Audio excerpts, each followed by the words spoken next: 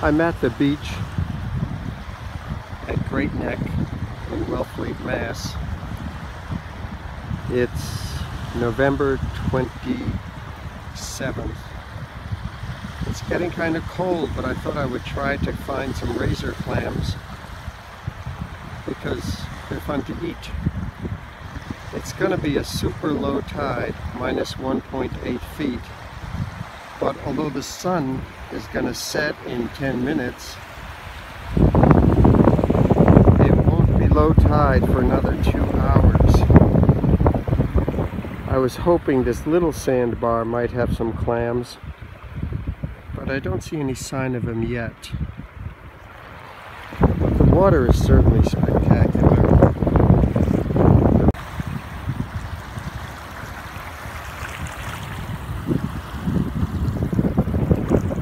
There's me.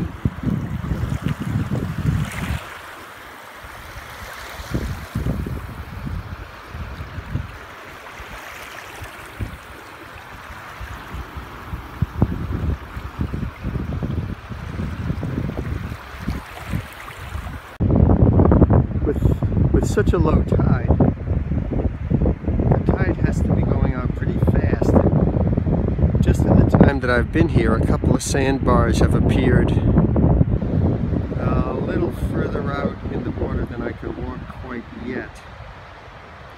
But that's where I usually get my razor clams, and there's a mixture of soft shell and hard shell clams out there also.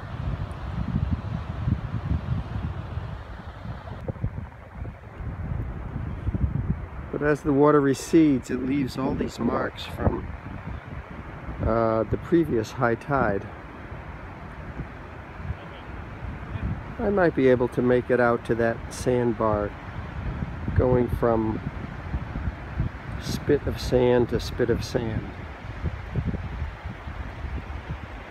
Well, I made it much further out with the help of my rubber boots. But the wind is picking up, it's getting colder, and I've seen not one spout hole from a clam because the water just has not receded far enough. I'm getting closer to the end of the sunset here. Let's get down a little view, huh? Well, this is kind of cool. The moon should be up in half an hour. Maybe I'll just wait and see if I can find clams by the light of the moon.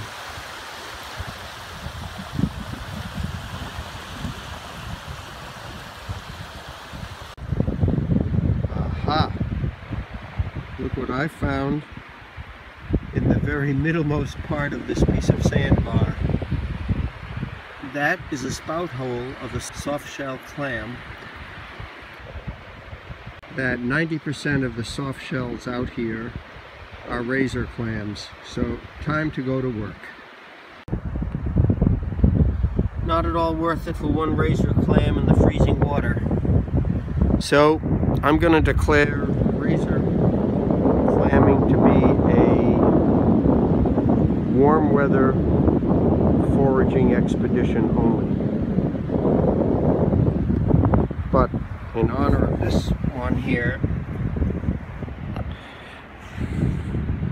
who's right about here, who seems to want to stay outside of his shell, I'm going to rinse him off and eat him in honor of his struggle with me.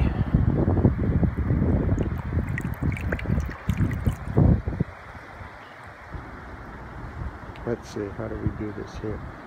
Here he is. Let's see if I can turn that around.